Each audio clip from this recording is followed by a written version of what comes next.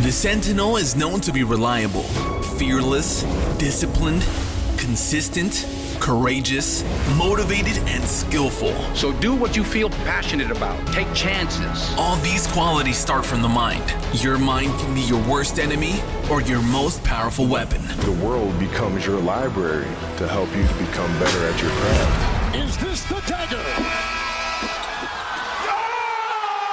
Learn how to achieve greatness and tap into the Sentinel mindset. Okay, good morning, everybody. This is Michael Reventar. I have the privilege of being opposite a good friend of mine, a good buddy, also a colleague in the work, and I feel really privileged to say that, Mr. Shawn Lawrence. Okay, so thanks for being on the show, dude, and for coming. For all those listening out there, normally I don't start the podcast, but I have our colleague, Constantine, whose son had actually broke his ankle today. Oh, wow. Yeah, I didn't let you know that. So, I just wanted to start this off kind of in a good, positive way. So, Constantine, we miss you. Let's have a moment of silence for him.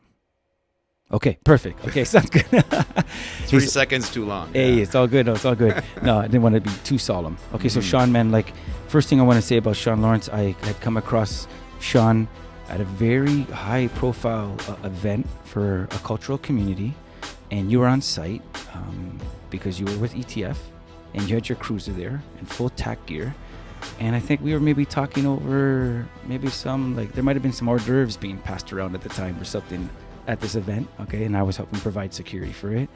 And then secondly, we had ran into each other and I basically said, hey, talked about you possibly knowing that you're going to retire and you coming into security a little. Okay. Right. So again, Shawn has done. How many years was it that you did total with ETF? In law enforcement? First off, thanks for having me. It's an honor, and you're a brother, and I really, this is a long time coming. We should have done this earlier. Oh, yeah, absolutely. We're both really busy. I got hired in 1990 because I had nothing else to do, so I decided to join the Brotherhood of Police Work. Yeah, I tried to be a doctor, but I couldn't write the proper. It's amazing. Yeah, my English wasn't good enough at that time. So I love it. So you see, for all those listening, if you have nothing to do, then maybe policing's for you. Hey, that's a good line. Huh? You know what? Back in those days, it was a good go. It was challenging to get in, but I made it through. I got hired in 1990, and then worked at a Midtown division for about 3.5 years, and then I really wanted to be a tactical officer, which in the normal world it's SWAT, special weapons and tactics, and I always wanted to be one of them. Okay, so I went and I applied for it, and they said, you're way too junior. You're not even first class. I mean, it's great, but go get a little bit of wet under the ears and then come back and see us in about 3 years. They actually said, hey. Oh, yeah. Yeah. Yeah. The unit commander at the time, he was a British fella, a good dude. So I just went back to my local division, and then sure enough, 3 weeks later, calls me up and he said, hey, Shawn, it's so-and-so, and then can you pass our physical? And I'm like, yeah, of course. Yeah. Which I lied. Yeah. Because I couldn't. You just say yes, though. Always say yes. Yeah. I said, yeah, of course. He said, okay, well, get past the physical. And then, you know what? One of our guys married an American lady, and he lateraled to the States, and he became a deputy sheriff in Birmingham, Alabama. Hey, nice. So they needed a spot. Yeah. And because I was kind of hounding them, and I was just at the right time, right place, right time, and sure enough, this, it's all about timing. Yes. And then the rest is history. I passed the physical, got there, and very young. I was barely first class, so less than 4 years as a regular constable, and the rest is history. So from 1994 till September 2022. Yeah, amazing. So that's again, a long time. Yeah, so just over 28 years. Again, and you had just retired. Yes, I officially retired in September, and actually, what I'm told, there hasn't been any tactical officer in Canada that's been operational this long. So I hold a record. Wow. Yeah, and it's pretty rare because And the record is 28 years, is it? Oh, a lot less. Okay, yeah. I think it was 26. Yeah, it was. I see. Okay. Yeah, it was 26. And the reason being is because I got there so young. I was Yes. so junior. And I have a bit of a background in some other stuff that helped me with my resume to get into, not just the physical and timing. But yeah, usually what happens is, in a tactical unit like that or specialized units all over the country, you got to have a little bit of experience and regular police work before they can take you to a specialized unit. Yes. And so that usually takes, anywhere from 6, 7, 10 years Yeah. to be street cop, Yes. get all that under your belt, Yeah. and then you can apply for all these specialized units. Okay, right? so logistically, I guess the dynamic now, there's a chance your record could hold for a long time. I don't think it can be broken because since I got hired, since I was at that unit, there's a lot of things when it comes to tenure. So they want to move people around a little bit and give opportunity to other. It's exposure to other departments. Right? Stuff. Yeah. So somebody that gets hired, they can see. Instead of having specialized units keeping their people within for 15, 20, 25 years, they cycle them out. So that's To give other people opportunities. That's the new model. Yeah. So succession planning. Okay. They would call that succession planning, which in my case, you know what? Okay, so you and I both know that you put this forward so that it would get approved, so that your record would keep intact and it would never be threatened, right? Yes. Yeah. 100%. Yeah, 100%. But yeah, you know what? I was blessed. You know what? I kept all my fingers and toes with Okay, all this. I gotta ask you a question. You Yeah. said fingers and toes. The most amazing thing about when I knew what you had done and done for so long, we have things that we hold in our mind, whether it's shaped by media or just You did SWAT for that long, high stakes. How come you smile so much? How come you laugh so much? How come you joke so much? Like the real Shawn Lawrence, there's you in SWAT, right? Okay. And I mean, you hold your own in the uniform. You knew Right. the job, you know what it was about. And then there's this other side that to me is amazing that it's still intact. Was that did you kind of evolved and were like a late blooming flower and found this personality because work was so serious? Or is this how you always were and you just made sure, okay, look, if I don't laugh at life and at myself and stuff, I'm going to be no earthly good because this job is hard pressed. You know what I mean? 100%. Yeah. The thing is the perception of the public about a tactical unit. They say, "Oh my God, the stress, the danger." And how do you do it? How does Shawn keep smiling and you know and so you've been asked this before, yeah? Oh yeah, all the Yeah, time. yeah. And I try to explain to him. I says, you know what? Yes, you have to have a certain personality to be successful that long in that particular environment. However, when it comes to stress, the calls are high risk. Very, very dangerous. But when you think about the skill set of tactical teams, they train all the time, and they're very good at what they do, especially my unit. We were very good at what we did. We trained all the time. In terms of call volume-wise, the frequency is low. Probably the top 3 busiest tactical teams in North America. Really? Yeah, 100%. And we were probably one of the first full-time tactical units in the country. I think that's pretty much guaranteed. But when you look at the way the tactical teams work, you have anywhere between, when I started, it was 6, 7 guys on a team, and then a team leader, and then a sergeant. But let's say 10 guys for freely. So you have 10 guys watching your ass. You have 10 bodyguards that will take a bullet for you, and that's the mentality that you have to have in this unit. And that's the selection, that the quality of people that we look for is not somebody that, hey, you're a good shooter.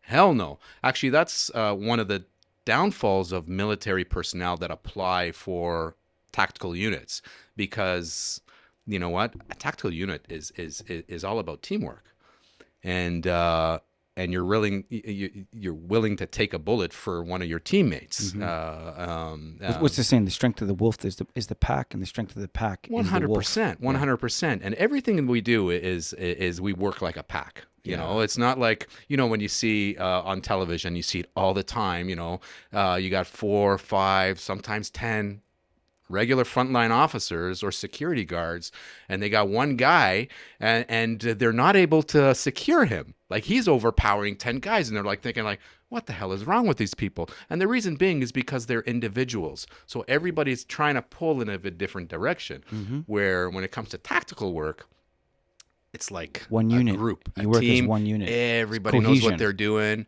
Yes. Everybody's grounded. Yeah. No excitement, no stress. Okay, let's, you know, turn him over. Okay, that's good. Let him, you know, if he wants to talk a little bit, let him talk, and then it's over. Okay, So they really don't even hold have on. a chance. This is amazing, because you're saying first perception is that this is high stress, it's crazy. But you're saying because you train, you're ready. In the low frequency, you prepare. There's a cohesion built because you work as one. That there's an imbalance of power in your favor. That it doesn't have to be crazy stressful, and you just execute on what you need to do. You take control of the individual, Right. And it's not as volatile and unpredictable as you would think. Yeah. Essentially, okay. The unpredictability can happen. Yes. Like at the end of the day, like when you think about frontline officers, they go to in situations and they don't know what they're getting into. So, but when we show up, we have some intelligence. So we do have some type of framework to work with. And then we make a decision, okay, we're going to do plan A, plan B. If that fails, we'll have plan C and plan D. We always have something to do. But even if we got to think quick on our feet, this is stuff that we train for. Amazing. And when you train hard and make things very difficult in real life, it's easy. It really is. Yeah. What's the saying? You practice harder than you play. Right. Yeah. Perfect practice makes practice perfect. I don't know. whatever. So, Yeah, they say, you get the idea. There's perfect practice makes perfect, right? Yeah, there you go. Yeah. So and that's where the danger for the frontline guys is really off the charts, you know, and they really have to, you know, not be complacent, be aware of what's happening. Yeah, because I mean, they don't have the numbers that you'd have as a unit. They're true first responders. There's no intel right now. Yeah. They're real time, like, you know, face to face with whatever that unpredictable environment is. Right. Right. And they don't train with a cohesive unit of those same 10 who It's they just, know are going to take the bullet for them. Yeah, budget-wise, it's just impossible to have ongoing training at a high level for all officers that are, you know, frontline officers. It's just not available. Okay, look, I mean, I don't want to go too deep now, but I mean, look, we can if you want to. I just have a quick question with that. Taking from the great fruit of being able to enjoy, and I say enjoy in the way where you have the strength of the confidence of a team in this unit. You said there's no budget, but let's paint like a world where, what if your unit had a microphone and had a chance to maybe mold and dictate and change the way training parameters were for frontline police, right? Like, you know what I mean? So it's not like 100%. So they would not train to the frequency that you guys have, because you guys are a specialized unit for a very specialized task. But how could some of that trickle down so that, the other cops that need this type of training or exposed, like, just curious, open-ended question. In turn, like people do cycle out of our unit for variety of different reasons. Their family life has changed, so they can't just do this type of shift work, or they get promoted, they got to move out. They might not have the opportunity to come back because it's a numbers game, or they get injured. But they still have all the skill sets that were provided to them at a basic tactical course through the unit. So they can take those skills and wherever they go. And it just happens that there is a lot of cycling going on. And the police college tends to take a lot of them in where they can utilize their skill set and provide it for young officers. And that's where it actually changed the whole... how they train new recruits. Yes. And not to provide them. Yes, you still have to provide them with the basics of policing. Okay, how to write a friggin' ticket, parking ticket, whatever. But they lack the confidence to deal with high risk incidents. And people that actually communication is one of the biggest things, and actually in your industry too. Yes. If you can talk to somebody, that's your biggest weapon. Yes. And and the skill of de-escalating a situation that is extremely volatile, it's a skill, and you really have to train for it. And that was something that was lacking, the constant training of tactical communication or de-escalation, however you want to call it. So that's something that previous tactical officers that have left the unit, they now, and they could be at a division and they just help out, or at the college or something like that. So that's something that's really evolved in the style of training. There is a ton.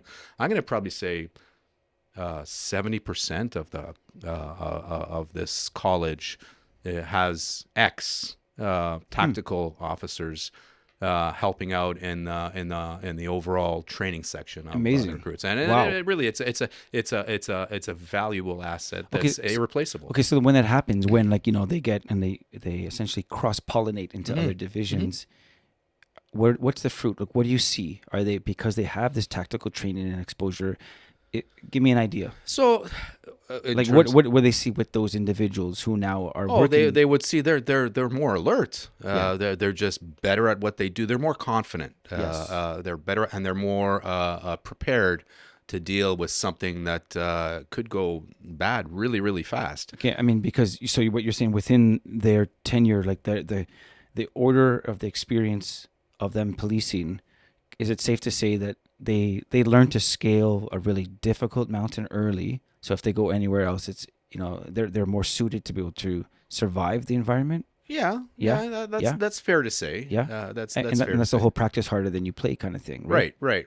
Yeah. So it just happens that because there's such a large unit and a lot of people cycle through and move on, that it's just it's spread like wildfire, and now it's still out there, but there's still a little bit of resistance. You have the old timers that are we know what we're doing, and maybe they do. Yeah. But there's always you can always get information that will help you go home at night. Yes. You can always. Yeah. And that's the key, right? You want to be safe and be able to go home to your children and your families. And you got to adapt. You have to adapt. 100%. And it's a new generation. Like when I started policing, there was no social media. There was no cell phones. And now it's a totally different ball game. So, now you have two different groups. You have the older generation that are like, stop using that. But technology is a positive thing if you use it in a positive way.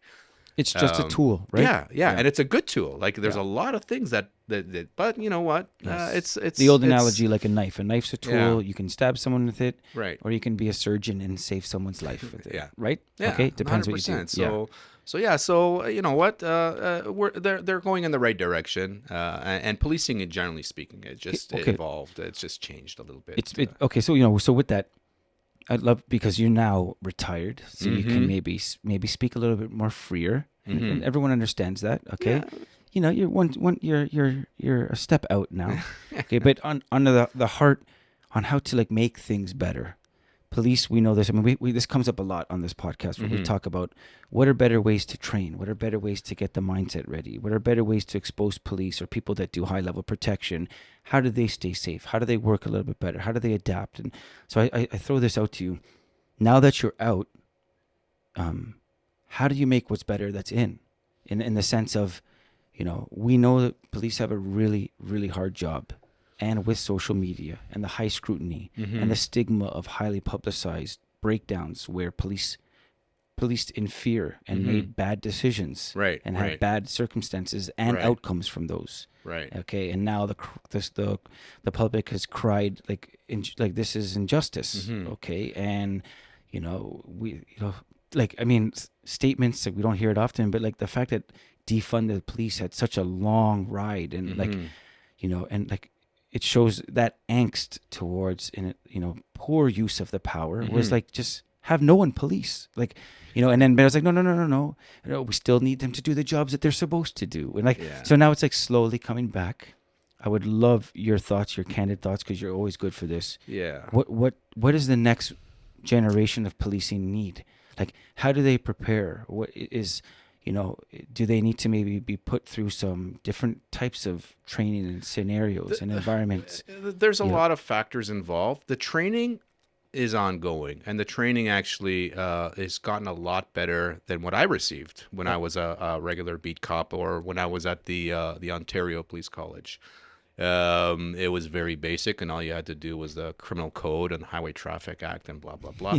But now it's evolved a lot, right? So now they've gotten a lot better with their communication training. So their negotiation, crisis intervention is huge in the industry, and I have a bit of a soft spot for that group when it comes to people that have they have some issues, mental issues, and they need some help because they're probably one of the most neglected group of people in our society. They just give them a pill and send them on their way. But there's a lot more involved, and they need a lot of help. Yeah, it's a complex But problem. for policing, from a policing standpoint. Yes, they've evolved with that, and now they have what are they called? MCIT teams. So the nurse and the frontline officer that has some basic skills of crisis intervention, more than the average bear, but definitely not to the level of, let's say, myself, which I was one of the negotiators. Yeah. Oh, you know, it just makes sense. I could see you. I could see you doing that. Yeah. No, I loved it, and it's ongoing. It's a perishable skill. You just got to keep going and train for it. So, but the training that they would help them, is scenario-based training. You have to put them under pressure, and that's where people will make mistakes. But if you're making mistakes while you're training in real life scenarios, it probably won't happen because you'll fix it. You'll get used to it and be comfortable to operate, not go into this black frame of mind that you just black out and you can make the wrong decision. You can kind of bring your heart rate down and clear the front of your brain to make good decisions. And that's where the training would definitely, that would be my number one thing, is to train under stress. Yeah. And that would help you when it actually happens. You'll make good decisions and be able to assess the situation without making a wrong decision. Because making a wrong decision in policing, it's not like you make a wrong decision at a school or in an office. We're talking life, could be life and death. It could be going to jail, losing your job, losing your house. These are high risk consequences, right? So to me, train at a high stress environment will help you make good decisions. That's amazing. Yeah. How and who's responsible to implement this? And if it were to change, let's say in a perfect world, who picks up this mantle? Okay, and is it something that you, in your opinion, think this could happen next quarter, 2023, or is it like, what, the next 10 years that will need to maybe be a shift here, and maybe a bit of private does a bit of this, and enough people like yourself who know the job go back to those who are still on the job. Yeah. And there's a thrust of maybe I'm just kind of throwing out things. I'm curious, like what you think, because it's difficult, and in a large department, it's because there's so many officers to train, but yet there's so many calls to do. So you can't afford to send all these officers into training. So unfortunately, like the way it works and the service that I worked at, it was once a year. They get once a year. So think about that. Once a year, they work on scenarios, and the college that provides the training, they're bang on. They're really, really good, and they try to do the best that they can within the small window that they have to train these guys. But once a year for how long? A year? Oh, it's 3 days or 4 days maybe. Yeah. Okay. And that includes firearm training. Wow. Which to me, that's ridiculous. That is such a perishable skill that if you're going to use lethal force, which a firearm is lethal force, it's not intended to injure. If you use that firearm, it's lethal force. That's it. Yeah. And in order to do that, you got to train, you got to shoot, you got to practice. How often do you think would be, at least as a I would say, my baseline would be quarterly. Yeah, at least 4 times a year. Yeah, 4 times a year. But it's just because of the timing of it. It's just that there's not enough time I know. cycle everybody through. This is one of those things that, Yeah, it's about, let's say like, we don't have the money or the time to fix it. And then the other side of the coin is you can't afford to not fix it. Right. Okay, right? Oh, Because yeah. there's going to be a price to pay at some end, and I get it. People are paying the price. No, I know. They're making mistakes. Yes. And it's again, costly mistakes. Yeah. Where if they had the training, ongoing training, not once a year, quarterly training, that would probably change a lot of outcomes. Yeah. In if we studied the analytics, it would probably improve it. Let's just say that. We don't know to the exact until we have it. True. But 4 times a year being in high stress from those who are really good at the training, as you said, let's just say we can assume would pay dividends. 100%. Yeah. 100%. But then it's like, operationally, how do you make that happen? Yeah, The demand on the street, and cops are so overworked, and with the Yeah. length of shifts and this and that, then it's like again, the other side, the wisdom voice that, I hear my mom and all these things. It's like, I didn't have time to make my bed. And she grabbed me and said, you cannot afford to not make it, son. Okay. You know what I'm saying? Right? 100%. I mean, Yeah. these are like the liability factor of having not enough training for frontline officers is it's mind-boggling, like how the stakes are so high now, and if they just, and that's the problem. Like I'm not downtown, and I don't figure out, okay, well, how can we make this work? Yeah. Because I'm just a tactical guy. I'm just a guerrilla, Yeah. right? But that's what they say, right? That's the name- All we do is smash doors, and we don't know, and That's lift the name of weights. this. That's the name of this podcast. Yeah. I'm just a gorilla. Just a okay, gorilla. with Yeah, Shawn yeah. Lawrence. Okay. But training, it has to be ongoing, and like not once a year is just not going to cut it. That's just a cover to say when it does go to court, and it will, to say, oh, they were trained, they did their use of force training this year. Yeah. You know, Yeah.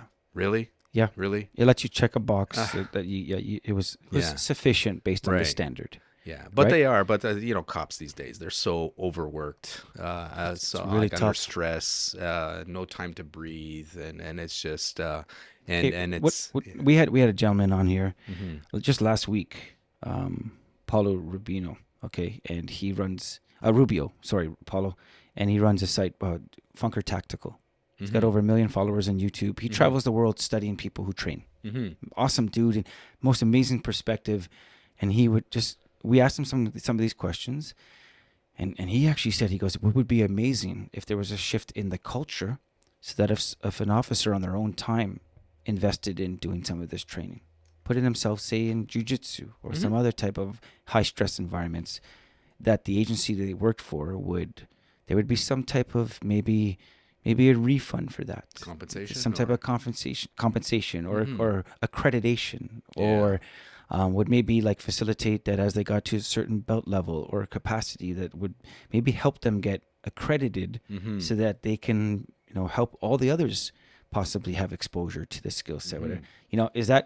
Is that something that you think could possibly 100%. happen? I mean, like the number one thing, let's say, just to touch on martial arts, just confidence. Yeah. You're confident. Yeah. So that means when we something know, happens, man, in those 80s movies, the martial artists, they were Yeah. confident, man. Okay. and then when you're confident, then your stress levels, your cortisol levels are lower, and you're making good decisions because you're Yes. confident. Okay, well, I'm not too stressed over this, and you can communicate with somebody that's way up there, and you can just talk to them and say, look, buddy, I know you're having a rough day.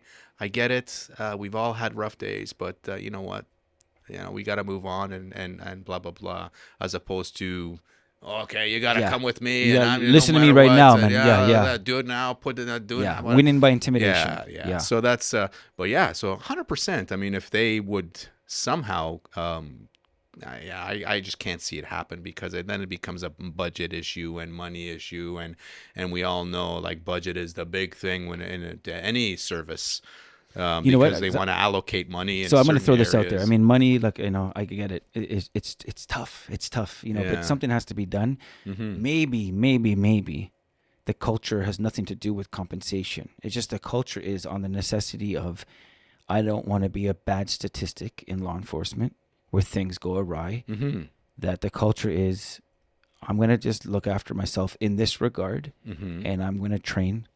And hearing people like Shawn, who's spent their whole career training and doing specialized units, that makes sense to me. Yeah. And I know that my base essential requirement is once a year, and I get this through the agency I'm with. But I'm going to seek out other stuff, and I'm going to go up north and do this. And there's some really cool thing working around vehicles here. And I'm like, and it's like, maybe you're not going to get compensated. You're not going to get any. There's no rungs that on the ladder of accreditation with that. It's just everything about it is unofficial, but the culture is that just you're making it better for you as well as the people that you work with. I don't know. I mean, 100%. If you're confident in your abilities when you're in high stress situations, you can't. Like you can't buy that. You have to. It's just something that you earn, and if it's provided to you, I love that. That's great. Well, yeah, like it's good. I will. What you just said right there. That's valuable to you. Yeah. That's to be confident in life and death situations. 100%. Like the stress levels. Like as we all know, stress will kill you. It'll take 10 years off your life, by being so high strung and not sleeping at night well and worrying about this and worrying about that. I mean, stress is a major. It's a major. It's a killer. Yeah, 100%. It's a killer. But if you educate yourself and even self-train yourself, it'll help with your own health and well-being, and that will just bring everything down, prolong your life. You'll have a better attitude, a more positive attitude, not all negative, right? You know what? That's wisdom. Because the wisdom is you put the onus on yourself. I mean, this is why through your career you're probably still smiling because you took that ownership. Because the other side, which would be maybe foolish, is to say, I am going to do these things.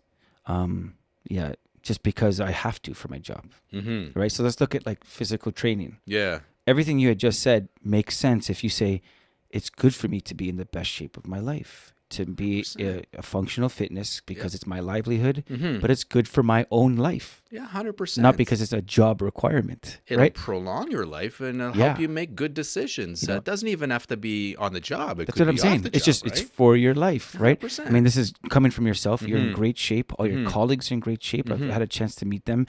The most amazing thing, Shawn, about you and your group, that circle that I've had the privilege to meet is the humility they have, the zest for life that they have. Yeah. They're in tip-top shape. Okay, like physically. Yeah. Their mindset is the best attitude. Okay. Has to be. It's like, and then has to be. Yeah, and again, I think that's the product of preparing for some of the worst environments. Is it requires out of necessity the best of you. Isn't that interesting? Yeah, 100%. Right. And I think, and then on the because some of them now retired, like yourself, is you see them like they still have this passion for life and like still serving and making things happen. And like, to me, if I were to do 30 years in a career, that's really hard. I'd want to 32. 32. Apologies. I would want to come out on the other end in the way that you are, 100%. Yeah, because you have to, but it's very challenging. I mean, I've been blessed that I was at this particular unit for my whole career, pretty much. I mean, I did a couple of things on the side, but pretty much for my whole career, I've been there, and also got promoted and came back as somebody that's one of the supervisors there too. But a lot of calls are high strung, very intense. A lot of stress. No, I should say they're pretty intense. Like, and this, when you're confident resolving these issues, the stress comes down. But also, let's test it like this. It's what you did for 28 years. Yep. The specialized unit. The average person would maybe spontaneously combust if they were exposed to the stress without no training and were just thrust in it. Okay, and I think because you're, I guess. What's the word I'm looking for here? What you can tolerate is conditioned. You've conditioned a way to have the confidence. My baseline your baseline. in a high stress environment is low. I can operate at that level, a low level, and again, it's not an easy. It's a skill set that Yeah. we learn, and we've gotten a lot better at it. Yeah. Is to lower your cortisol levels so you can make good decisions and operate at a high level, at a high stress environment, but make good decisions. Like Yeah. your heart rate is And low. and I kind of wanted to that's what stop. you- I wanted to stop you Yeah. there because, respectfully, when you say that, there's ways to. That's from your perspective Right. because you've trained your whole career 100%. for it. Yeah. And the one way that we test is that environment, the average person. Mm-hmm. Think about how it would affect them and what their stress levels would be. Yeah. That would be crazy. Yeah. And this is where, when there's a violent attack or something that happens, Mm-hmm. large majority of people you see, they don't do anything. They have no response because it almost floods and overtakes their senses. Right. There's essentially overload. Yeah. Okay. So look, But then also they take it home with them. So they go Yes. home that day and they remember, oh my God, I just saw like somebody jumped off the 28th floor and I had to respond to this as a frontline officer, and they're on the ground and they're in pieces and it's in my brain and they take it home and then they think about it. It's tough, right? So it's like, and that's where those are the tough things that it's one of those things that, there's only so much you can do. Like you couldn't have changed that situation. You just responded to a call. Yeah. And that's the same in my experience, which really helped me as I've done thousands and thousands of calls that I try not to take it home. I leave everything at my work, everything. And then there's some big stuff that I've been through, and I just leave it there. And then I go home and I'm with my family or with my friends. Let me ask, how? Is it a decision? Is it just a decision, a conscious decision? It is. To It's say, not easy. It's not easy to do, but it's something through a lot of, I guess it comes to my experience. It really helped me. Yeah. I don't shy away from talking to people. So if you go through like a high risk incident, back years and years ago, when you all stressed out and you start drinking or you start smoking or you start doing stupid shit, like worse thing like drugs or whatever. Yeah, because you internalize it and it just erodes you. And back 30 years ago, nobody even heard of the term like PTSD, which now they have heard the term PTSD. So with my experience with it, I talk to psychologists all the time. If I need to speak to somebody because there's a lot of help out there. It's just people shy away from it, right? But now they're getting a lot better into talking to people, like when something. It's a cultural norm now. Yes, within yes, it yes, again. yes, which is probably that's a big positive and a big outlet for a lot of people that are going through situations like frontline officers. They see so much garbage out there. Yeah, but as you said, you have to consciously make a decision to not bring it home. Yes. And to separate it, to still enjoy life. Yeah, and talk to people. Talk to people. Don't bottle it up because it will affect you as the years go on. As a frontline officers, it will affect you, and at some point it's going to explode. Wow. So one of the things that if I can give advice on top of that is speak to people. Yeah. Seek help. Okay. If you need it. If you need it, don't shy away. There's nothing, proud or whatever, suck it up. No, man. No.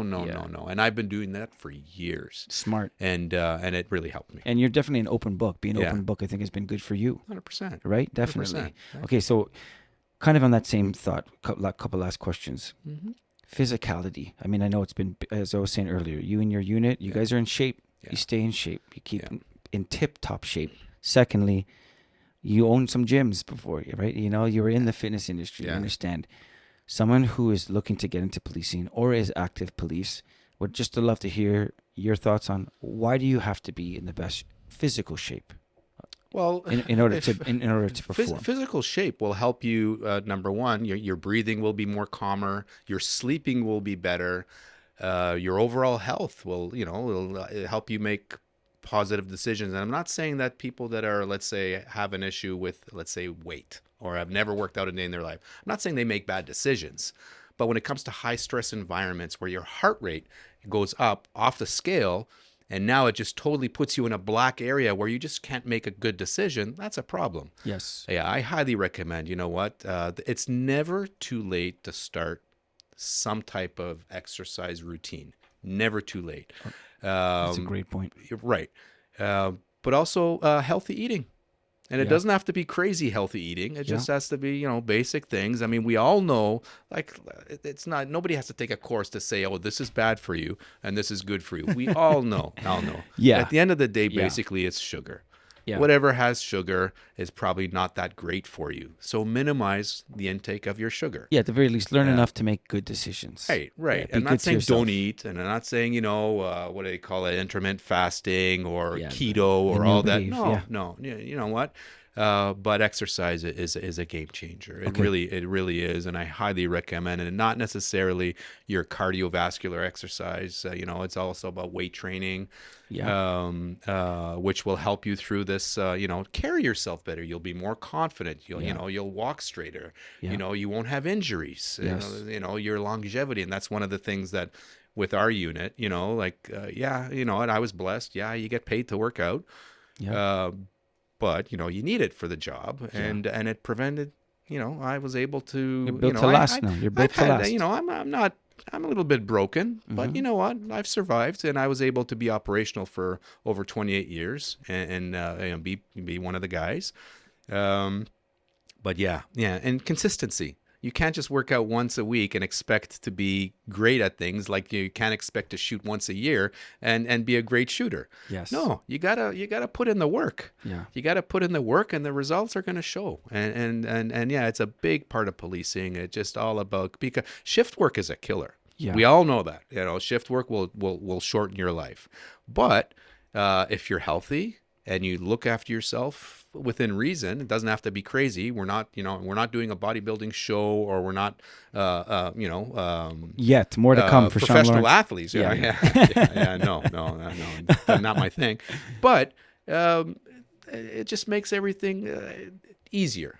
Yes. It really makes things easier Yes. if your health is in line, and your nutrition is good, and sleeping is important. You know, for all these officers out there and security people, because we all know, like, we work long hours, and if you don't get your sleep, or you want to go to a bar, that's a problem. You know, that's a problem, because it's going to catch up on you, and then you're just gonna fall apart. Okay, now last thing I'll ask you. That's so good.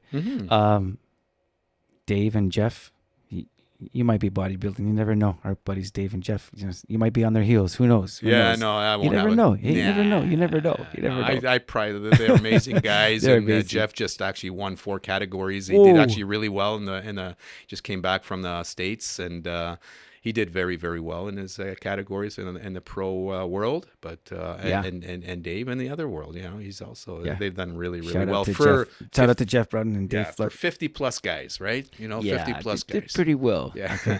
Okay, so this podcast is known as Sentinel Mindset. Okay, one thing that we really talk about is that mentality, because where the mind goes, everything else follows. Hell yeah. Right. Okay. What do you tell yourself to be able to do the job that you did, and what is your mind's attitude towards the next kind of chapter of your life? And let's just imagine someone is getting started out. They're at a starting point in the starting block to do something really difficult. They said, I'm gonna set myself up to succeed. I'm gonna get these things ready, and then they're in the starting block and they hesitate because it's the easiest thing. Everyone does it. Everyone makes either the New Year's resolution or and it's like a season. It's like it seems like you amp up.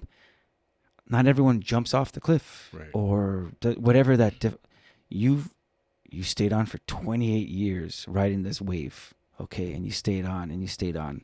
And what does someone need from everything that you've learned to this point for their mindset? Yeah. What is the mindset they need to have? The problem where people have is they make this humongous plan, this long plan where they see the end result. Now, it takes too long. You got to break it up into little segments and work let's say 1 week after another and after another, as opposed to saying, well, next year I'm going to be I'm going to join next year I'm going to be a police officer. Yeah. Okay. Well, what are you going to do to lead up to it? Okay. So first of all, you got to think positive thinking and make a plan. Make a realistic plan, an attainable plan, something that's attainable. So do something for a month. Okay. Well, this month I'm going to start this week. I'm going to start eating better. I'm going to start exercising. I'm going to start maybe doing once a week. And then maybe next week, the following week, I'm going to go to 3 times a week. And then I'm going to stick to that. And then maybe the next month, I'm going to start maybe taking martial arts class, you know, slow baby steps, you know, anytime Doing you some make a community work, long-term, like whatever. a career change, it's a marathon. It's not a sprint. You're not going to get there like that. You know, it takes hard work, dedication, preparation, and make sure your goals, set small goals, because a long goal, it takes time.